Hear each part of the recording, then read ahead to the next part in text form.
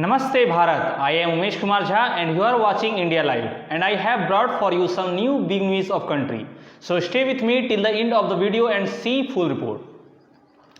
First news is about wrestlers' allegations against BJP MP. The Supreme Court issued notice to the Delhi police on Tuesday on a play of 7 women wrestlers who complained about non-recognition of an FIR on their sexual harassment allegations against WFI Wrestling Federation of Bharat President Brij Bhushan Saran Singh, a BJP MP.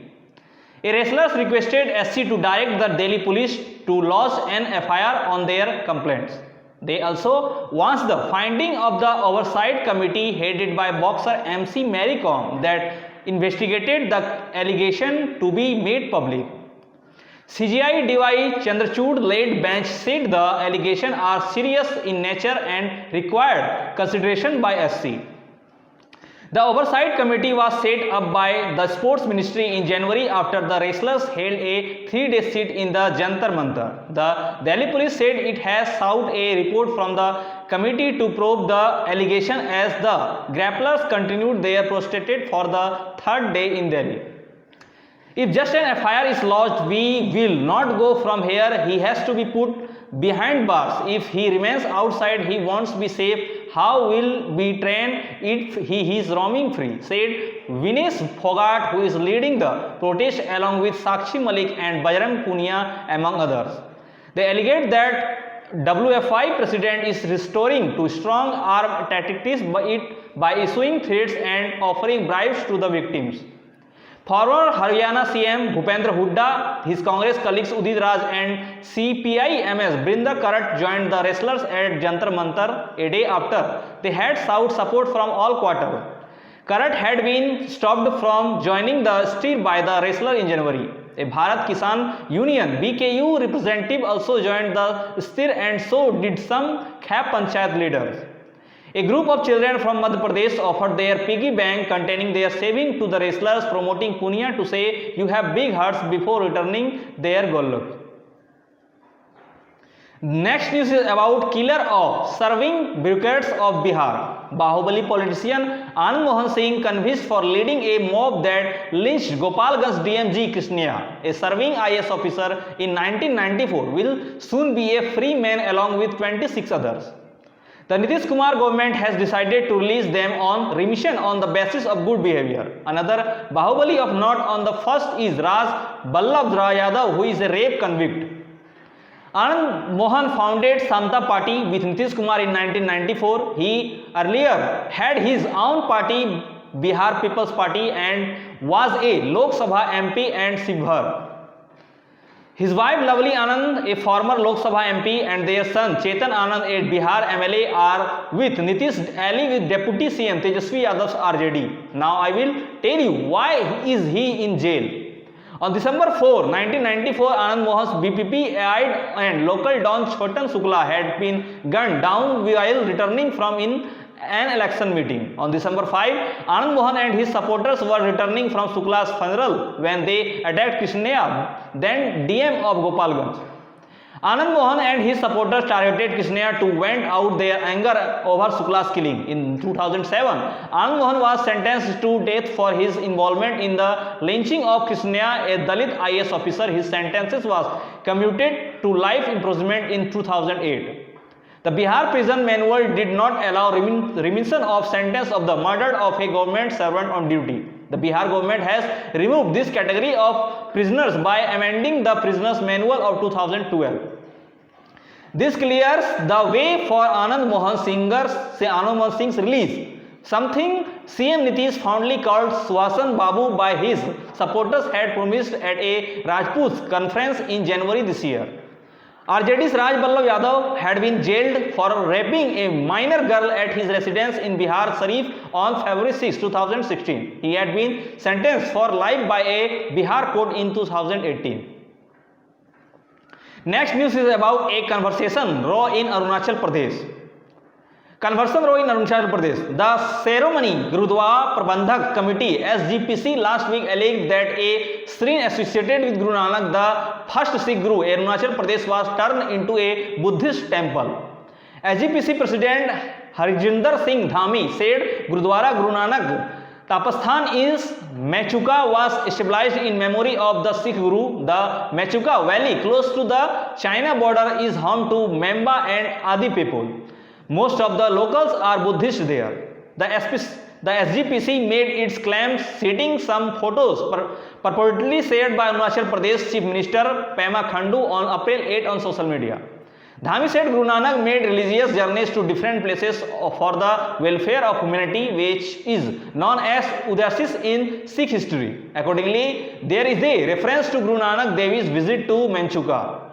Historian Colonel Devinder Singh Jamwal made an important contribution to the development of this Gurudwara, and with the support of the Bharat Army, it was handed over to the Sangat in March 1987.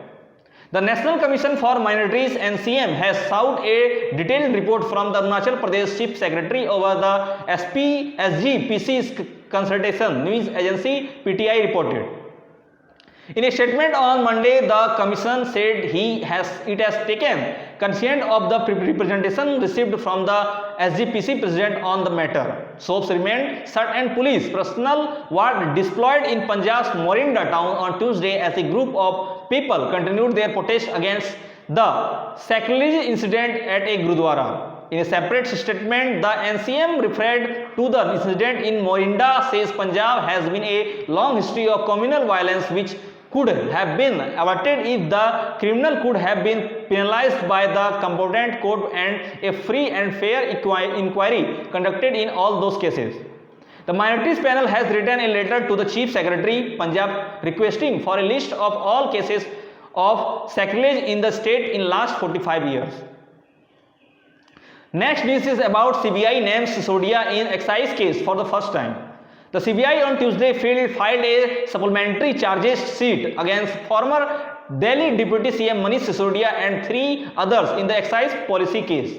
This is the first time Sisodia has been specified name in a charge sheet. He was arrested on February 26, initially by CBI and subsequently by ED. He is currently in jail. While CBI is probing the drafting and implementations of the now scrapped Delhi Excise Policy 2021-22, ED is probing suspected money laundering. Both central probe agencies named Sisodia in the FIRs as suspect but did not press charges against him so far. CBI filed first charge sheet in the case in November last year and ED earlier this month. CBI has invoked IBC 120B Criminal Conspiracy 2201, giving wrong information or removing evidence, and 420 cheating besides provisions of Prevention of Corrupt Act. Sisodia has not been able to secure bail so far, and his colleague in AAP fear being named in the charge sheet can further reduce these chances. It is alleged that the Delhi government's excise policy for 2021-22 favored certain liquor dealers who paid bribes. Such charges are strongly refuted by the AAP government. Next news is about Muslim 4% quota in Karnataka. The Supreme Court put the incumbent BJP government decision to scrap the 4% reservation to Muslims in government jobs that the JDS Congress government had granted on hold on Tuesday, but only till May 9 as of now. As we will hear a batch of petitions on the matter just on the evening of the Karnataka Assembly election on May 10. The poll results will be declared on May 13. A bench of Justice K.M. Joseph and V.V. Nagaratna said the decision of scrapping of the quota for Muslims in 2B category of the other backward classes (OBCs) and granting benefits of increased quota to vocabulists and linguists in admissions and appointments to government job will not be implemented till May 9. This comes after the statement government sought time to file its reply. On April 13, the Karnataka government's decisions to scrap 4% Muslim quota ahead of the assembly polls came under the scanner as SC questioned the government order, saying that prima facie it appeared to be a highly shaky ground and flawed.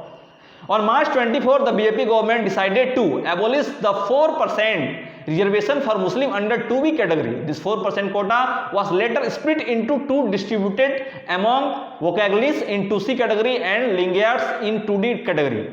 Thus, the BJP government announced two new categories of reservation for two politically influential communities. Muslim eligible for quotas were categories under the economically weaker sections. The statement government's decisions has pushed the reservation limit to around 57% now. Campaigning for BJP in Karnataka on Tuesday, Union Home Minister Amit Shah defended the quota reshuffle decision, saying his party never believed in religion-based reservation. Shah criticized a revival Congress for saying that the Muslim quota would be restored. It was voted back to power in the May 10 polls. That's all for now. We will meet you again with more news. Thank you for being with us till the end and keep watching India Live to stay connected with every news of the country.